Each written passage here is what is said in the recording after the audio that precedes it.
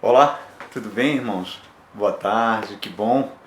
Estamos aqui no nosso encontro semanal, nesse período de quarentena, nesse período que estamos às quintas-feiras e aos domingos nos reunindo para estudarmos a Palavra de Deus, investirmos um tempinho da nossa vida para crescermos na Palavra de Deus, que é o nosso verdadeiro alimento, é a coisa mais maravilhosa que existe.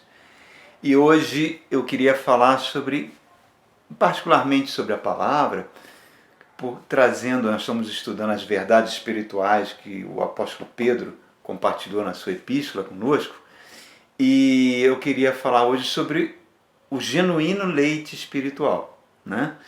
Mas antes de entrarmos no leite espiritual, o apóstolo Pedro vai tocar em alguns assuntos bem interessantes, que me lembram o que o apóstolo Paulo escreveu na carta aos Efésios, lá no capítulo 6, quando ele fala sobre o dever de todo cristão se revestir da armadura de Deus, né? Nós vamos ter a ocasião que nós vamos abordar com mais detalhes sobre o que é isso. Mas é um revestimento espiritual que Deus dá para nós, para que a gente tenha condições de suportar o dia mau, ficar alerta contra as astutas ciladas que as forças malignas, forças espirituais levantam contra as nossas vidas. Mas no capítulo 5, um pouco antes desse capítulo 6 de Efésios, que ele fala da armadura de Deus, que nós devemos nos revestir, é um dever nosso, ele fala de algumas coisas do nosso comportamento que podem causar, digamos assim, buracos nessa armadura de Deus e nos tornar pessoas mais vulneráveis a isso. E o apóstolo Pedro vai também tocar nesse assunto, e nós vamos falar um pouquinho o que Pedro está tocando nesse assunto. É importante, irmãos, que a gente entenda que Deus não está com um pedaço de pau para bater na nossa cabeça. Pelo contrário, o olhar que Deus tem para nós é um olhar essencialmente amoroso. Deus está sempre com os braços abertos para nos receber. A Bíblia diz que a misericórdia de Deus se renova todo dia, que nós estamos vivos, respirando, porque as misericórdias de Deus nos alcançam. Então, repare o seguinte, esse amor de Deus, esse cuidado que Deus tem por nós, ele é o tempo todo presente nas nossas vidas. Quando a gente duvida do amor de Deus, a gente acha que um pecado que a gente cometeu, uma atitude, um comportamento errado, Deus vai se afastar de nós, Deus não vai... Não, sempre que a gente cair, Deus vai nos colocar de pé.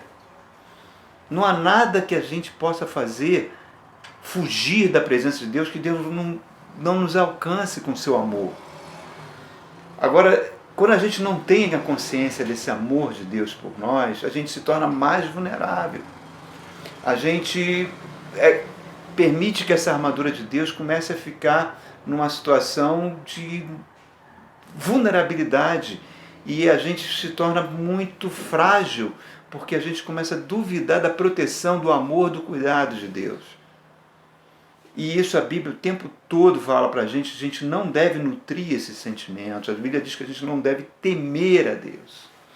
Por quê? Porque quando o Espírito Santo entrou para fazer morada em nós, quando nós entregamos a vida a Jesus Cristo, né, aconteceu um processo dentro de nós já falamos isso aqui várias vezes, mas é importante falar de novo, um processo de regeneração espiritual, e esse processo foi um processo instantâneo.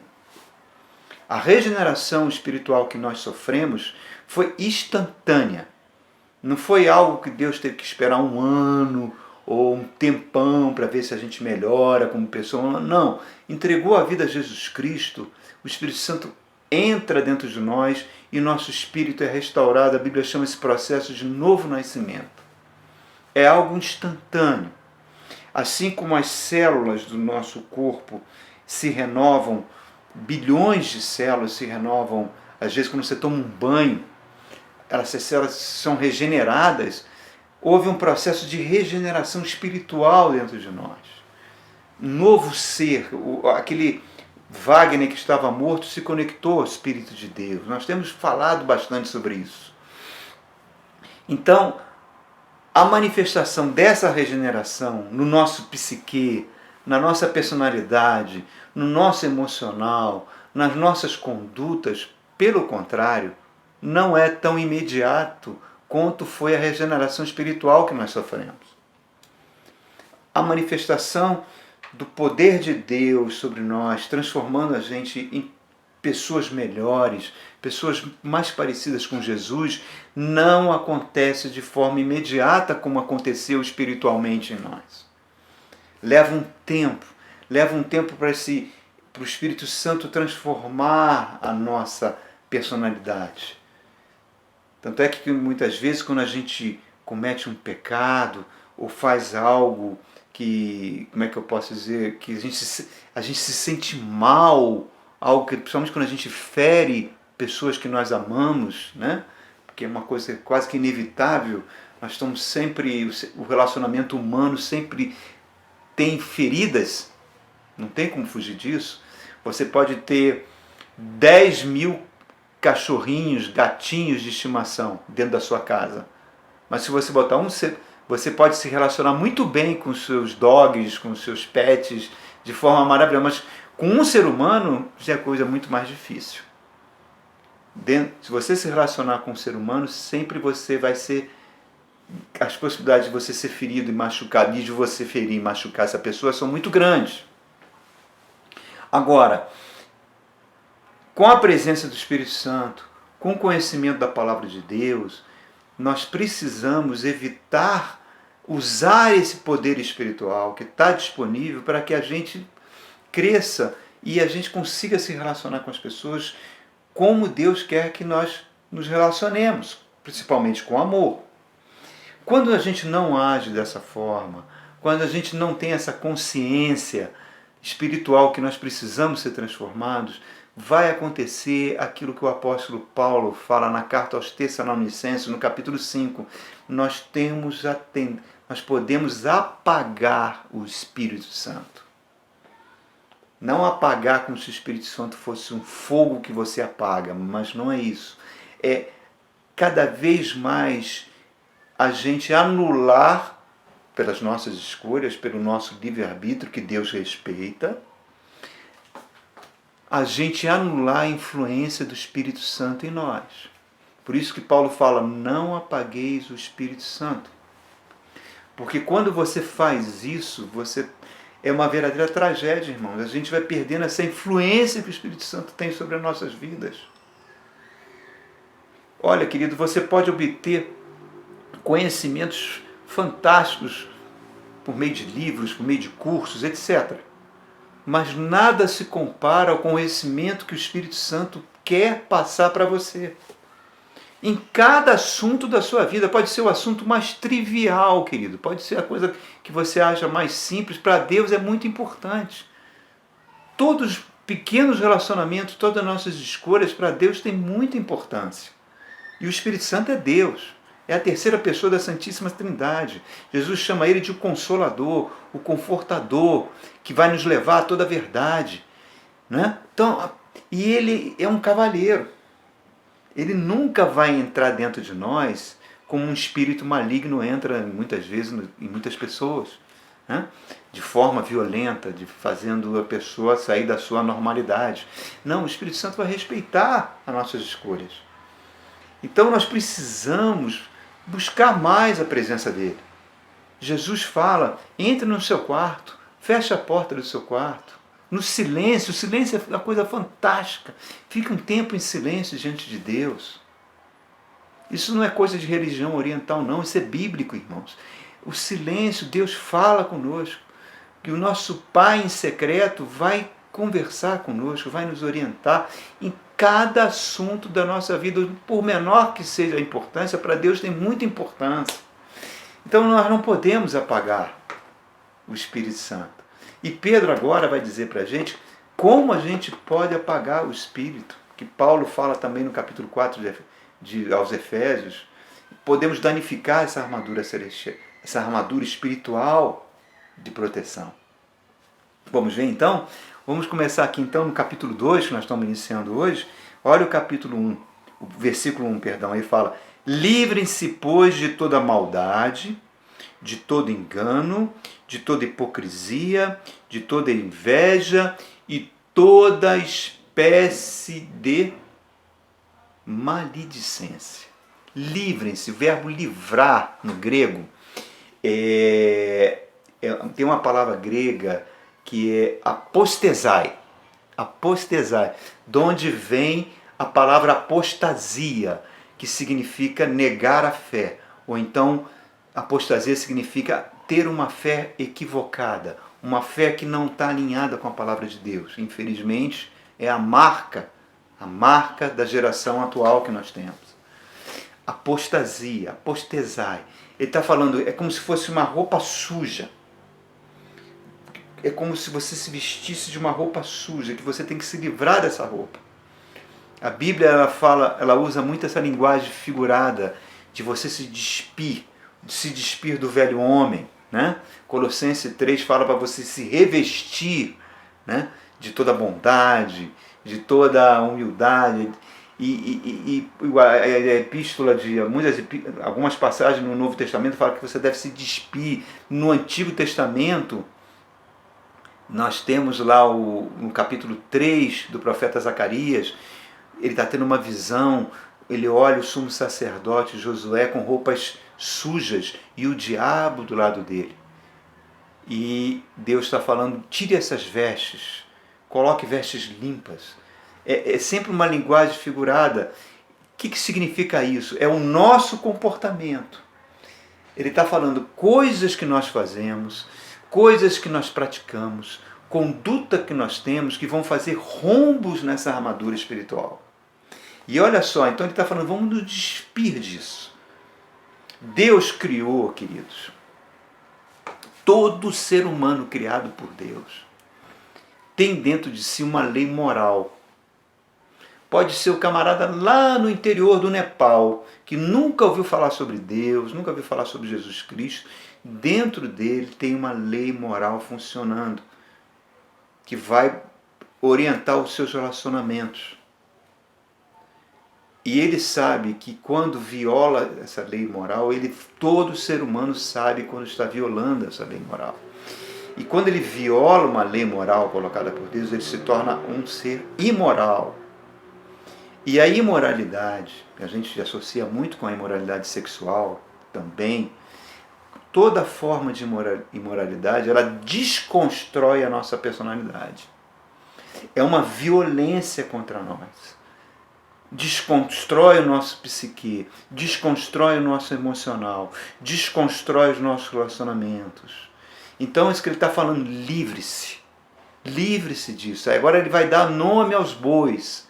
Primeira coisa que ele vai falar aqui para a gente, livre-se de toda maldade. A palavra grega para maldade que ele usa é kakia, com K, kakia, que significa maldade, malícia.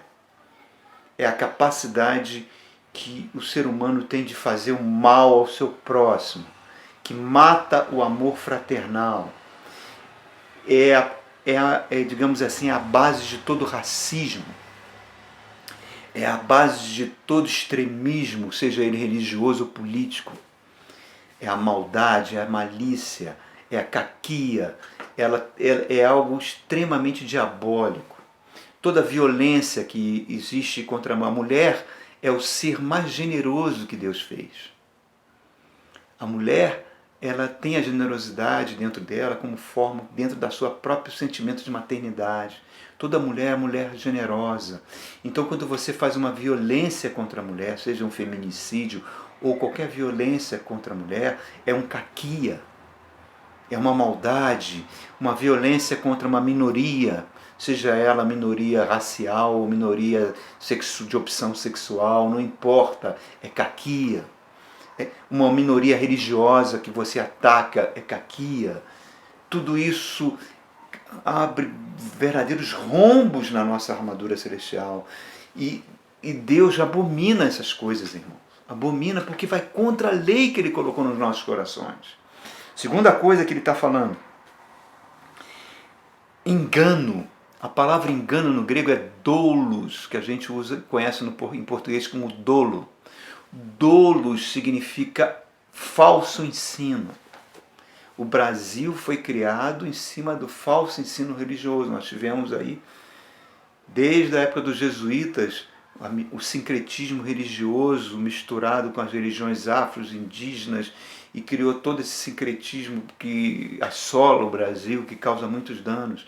Mas a gente pensa que com um movimento evangélico, o falso ensino, ele parece que ele ficou muito pior, porque o falso ensino é uma coisa tão diabólica, irmãos, tão diabólica, porque ele tem como propósito manipular as pessoas. O falso ensino foi a causa da destruição de Judá, do reino do sul, quando Jeremias falou: o falso ensino pregado pelos sacerdotes e profetas destruiu a nação. Hoje nós vemos aí a quantidade imensa de falsos ensinos pregados na televisão, por denominações que se dizem igrejas, mas que não tem nada a ver com o evangelho. O falso ensino tem poder de saquear os bens da pessoa, tirar a riqueza que as pessoas têm, apropriar, tomar posse. É algo extremamente diabólico. O apóstolo Paulo alertou lá no capítulo 20 de Atos, quando ele fala que os lobos vestidos com peles de cordeiro entrariam dentro das igrejas. Então a gente convive com o falso ensino. Nós precisamos evitar o falso ensino, irmãos. Nós precisamos voltar para a palavra genuína, para a palavra verdadeira, para a palavra de Deus, irmãos. Porque é ela que vai nos transformar. Outra coisa que faz, que Pedro está falando, livre-se da hipocrisia. A palavra grega para hipocrisia é hipócrites, de onde vem o termo hipócrita. Hipócrites, se você tiver curiosidade de ler alguma coisa sobre o teatro grego, os dramas clássicos, do classicismo grego, e Woody Allen tem um filme dele chamado Afrodite, que ele mostra que é todo baseado nisso. Os atores gregos da antiguidade, da Grécia Antiga, subiam ao palco com máscaras. Eles eram os hipócritas. Então, eles tinham máscaras que eles demonstravam alegria, máscaras que demonstravam tristeza, e isso criou o termo chamado hipocrisia. O que é uma hipocrisia? Paulo fala no capítulo 12 de Romanos que o amor tem que ser: amai-vos cordialmente, com amor fraternal uns aos outros, o amor não seja hipócrita. Hipócrita é, antes de tudo, falso. É algo falso, irmãos. É algo mentiroso. É você se relacionar com as pessoas tendo duas caras. É o falciane, né? Que chega, fala uma coisa, te elogia, mas por detrás está falando mal de você. Ele vem para te afagar, mas no coração dele ele tem algo contra você. Davi sofreu isso muito, é muito difícil você lidar com isso. É a base das fake news. Eu tenho falado o cuidado que nós precisamos ter com fake news. Essa semana eu recebi mais uma. Parece que as pessoas gostam de mandar fake news para mim, compartilhar fake news. Era um vídeo que tinha uma determinada pessoa falando algo absurdo. E você fica indignado com isso, mas preste atenção, queridos. Isso, e o vídeo você via, não, essa pessoa não falou isso. Então a gente vê que é algo que foi manipulado. Como é que é manipulado? É muito fácil hoje em dia. Você com um programa de edição sonora, eu mando você falar alguma coisa e te filmo. Você pode falar: o Flamengo é um time fantástico, maravilhoso, né? E eu gravo aquilo. Aí eu pego o arquivo de vídeo, tiro o arquivo sonoro, que tem lá: o Flamengo é maravilhoso. Aí eu pego, naquele arquivo sonoro, eu capturo o timbre da sua voz e coloco numa biblioteca de timbres. Está lá o timbre do Wagner. Aí eu vou com a minha voz e falo: o Flamengo é horrível, o Flamengo é péssimo, o Flamengo não ganha de ninguém. Você nunca falou isso, certo? Eu gravo a minha voz e pego o seu timbre e coloco na minha voz. E vai parecer que você... E depois eu coloco no seu vídeo. Então vai parecer que você está falando isso. O Flamengo é um time terrível. E aí eu dissemino isso uns 2 anos para cá, quando começou a campanha política, isso aí virou uma praga, irmãos. Uma praga de difamação, de calúnias. Então tudo isso faz parte do que o apóstolo Pedro está falando. É hipocrisia, é mentira, porque isso afasta o amor. A gente tem que abominar isso, irmãos. Abominar, porque isso cria um rombo dentro de nós. A gente não pode compartilhar isso. Judas é conhecido como o apóstolo que traiu Jesus. E como é que ele traiu Jesus? Com um beijo. Com um beijo. Ele se aproximou de Jesus e beijou Jesus. Então, esse tipo de comportamento hipócrita, falciane, duas caras, é um comportamento que lembra Judas, irmãos. É o beijo da traição. Então, a gente tem que jogar no lixo esse negócio, irmãos. Outra coisa que o apóstolo Pedro fala aqui pra gente: livre-se de toda espécie de inveja. A palavra inveja no grego, queridos, é fitonos, significa inveja, que a Bíblia chama no livro de Provérbios a podridão dos ossos. Foi a inveja que levou os irmãos de José a tentar matá-lo e desgraçarem a vida dele, vendendo ele como escravo. E conseguiram, durante muitos anos, fazer isso. A Bíblia relata nos Evangelhos que os discípulos, antes de se converterem, antes do Espírito Santo entrarem na vida deles, eles tinham inveja um dos outros. A inveja, irmão, é um sentimento que a gente tem que ter muito cuidado, porque a inveja é difícil de arrancar da nossa personalidade. A gente precisa entender que muitas vezes a inveja advém de uma baixa autoestima que nós temos em relação a nós mesmos. A gente se acha inferior às pessoas e a gente começa a querer desejar ser aquela pessoa e se esquece que Deus nos ama de forma apaixonada. E aí a gente permite que forças malignas comecem a trabalhar na nossa mente. Irmãos, isso não é legal. É horrível. Qual a melhor receita para a inveja? João Batista ensinou. Chegaram para João Batista e falaram: olha, João Batista, aquele Jesus que você batizou, rapaz, aqueles teus discípulos estão tudo correndo para ele. Daqui a pouco essa sua igreja vai fechar, porque todos os membros estão indo para outra igreja. Você vai ter que fechar, você não vai ter mais discípulo nenhum. Está vendo, João Batista? Ele levou todo mundo. E o que João Batista diz? João Batista fala: convém que ele cresça e que eu diminua. Ô, irmão, se a gente chegar a esse ponto, é o maior antídoto contra esse veneno da inveja. Coisa horrível. E Pedro encerra nessas coisas que a gente tem que evitar: toda espécie de maledicência. A palavra maledicência é catalalia no grego, onde foi escrita a epístola, que significa fofoca. Infelizmente, a fofoca está presente em muitos lares. Às vezes, desde a nossa infância, pessoas da nossa família sentavam na mesa para falar mal de terceiro, para falar fofoca de uma outra pessoa. E catalalia também era usado quando você comia um alimento estragado, que no início que você botava na boca, ele tinha um sabor agradável, mas quando você ingeria, aquele alimento causava uma destruição dentro de você. Por quê?